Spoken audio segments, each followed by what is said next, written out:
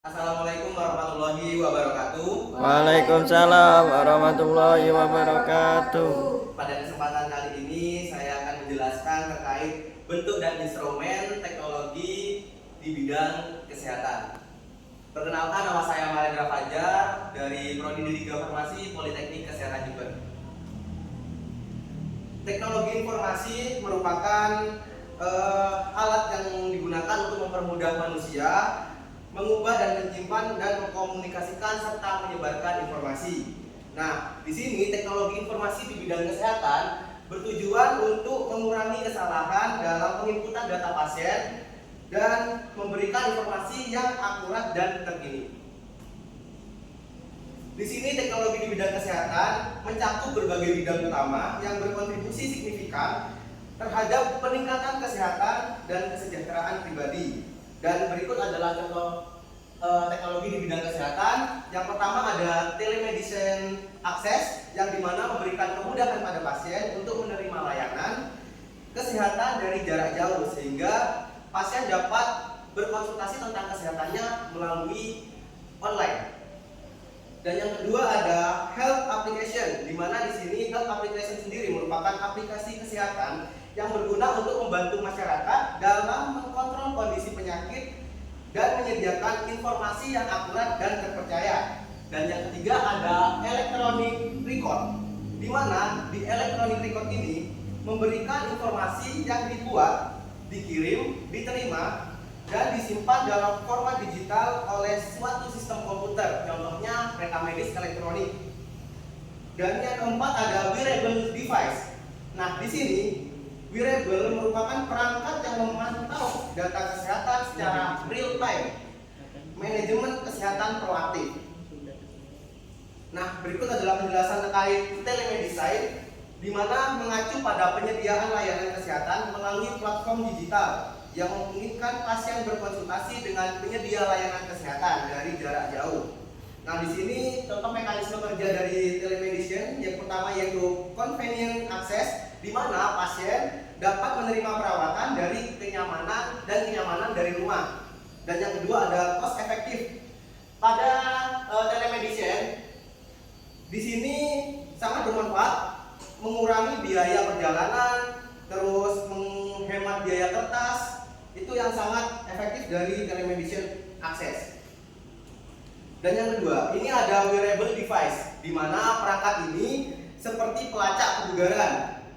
Contohnya itu seperti jam tangan yang sangat canggih, sehingga menyediakan data berharga tentang aktivitas fisik, detak jantung, pola tidur, dan lain sebagainya.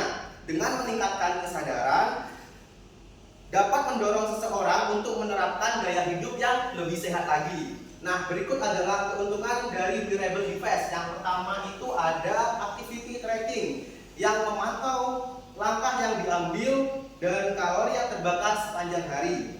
Di sini sangat memudahkan kita untuk mengkontrol gaya hidup sehat setiap orang. Yang kedua ada heart rate monitoring, di mana di sini menyediakan data detak jantung berkelanjutan untuk wawasan kesehatan yang lebih baik. Yang biasa digunakan oleh pelari-pelari itu biasanya Strava ya teman-teman. Nah, di sini ada sleep analysis,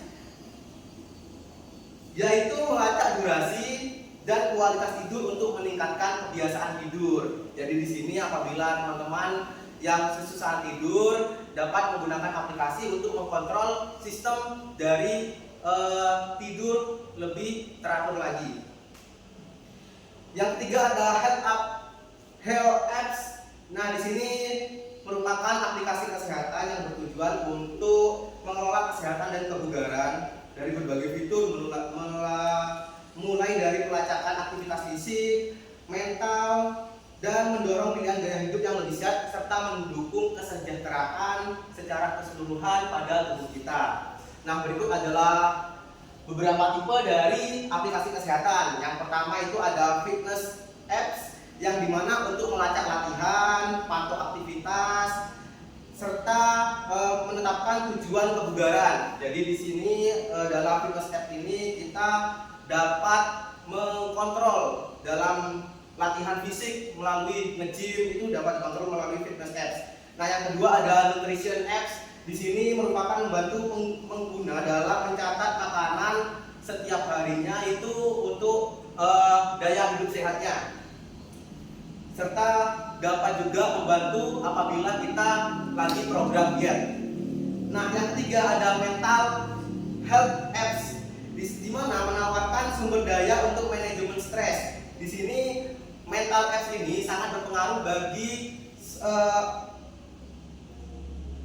bagi masyarakat atau pengguna dalam kontrol kesetresan, atau dapat membantu meditasi pikiran dan pelacakan suasana pada hati pengguna. Nah, yang keempat ini ada medication reminders, di mana aplikasi ini dapat membantu pengguna mengelola jadwal atau kepatuhan pengobatan. Jadi tidak hanya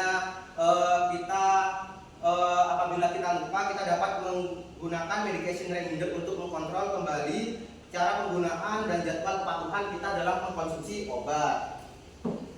Nah, di sini ada AI in healthcare, di mana pada perkembangan teknologi zaman sekarang ada kecerdasan buatan atau AI yang mentransformasi layanan kesehatan dengan meningkatkan pengambilan keputusan dan meningkatkan hasil bagi pasien yang lebih akurat dan efektif lagi, di mana seperti diagnosis dan perencanaan perawatan serta penyedia layanan kesehatan dapat memberikan perawatan yang lebih personal.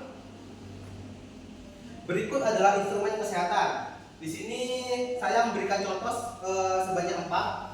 Yang pertama itu ada USG atau ultrasonografi yang digunakan sebagai alat untuk memantau perkembangan janin untuk ibu hamil. Nah, yang kedua ini ada MRI atau magnetic resonance imaging atau pemeriksaan fokus pada saraf dan otak. Dan yang ketiga ada ECG, elektroradiografi untuk mendeteksi ritme jantung. Dan yang keempat ada tensimeter. Nah, di sini untuk mengetahui dan mengukur tekanan darah pada tubuh manusia.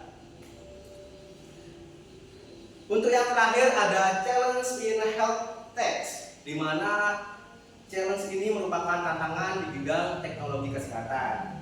Harus kita ketahui bahwa